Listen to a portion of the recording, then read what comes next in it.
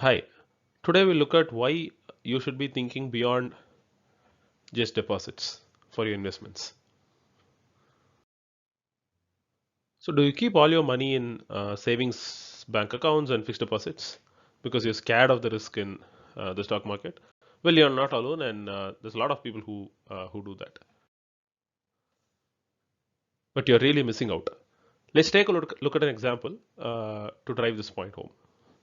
So this graph plots the 5-year prices of three assets. So one is the HDFC floating rate debt fund, which is used as a proxy for fixed deposits. It has similar returns.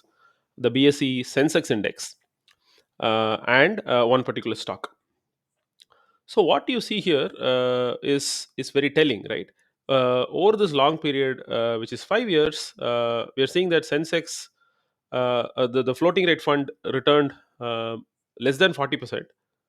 The Sensex returned over 100%, so which basically doubled, and it's more than two and a half times the price increase compared to the debt fund, whereas Dixon gave a 16x return, right? Uh, so this is the power of picking stocks and holding on to them for a long time.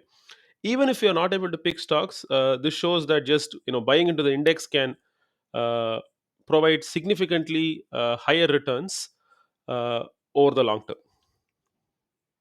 However, it is also important to point out that while, for example, this particular stock produced much higher returns, there is also a significant amount of risk involved, right? So, for example, if you look at it here, so the price of this stock significantly dropped between the period November 2021 to Jan 2023, right? So, it was a huge drop in the price of the stock.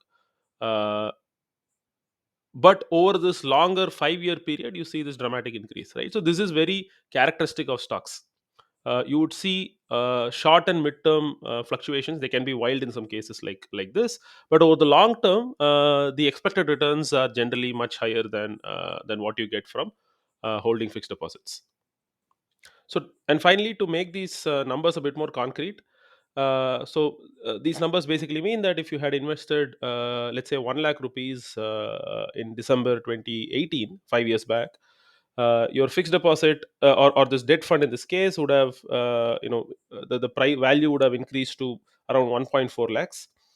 If you had invested in the Sensex index, the value would have doubled to around 2 lakhs. Whereas if you had invested in this particular stock, the value would have become 16 lakhs, right? 1 6. So, by the way, I also want to make it clear that this is in no way a stock specific recommendation for Dixon or any other stock.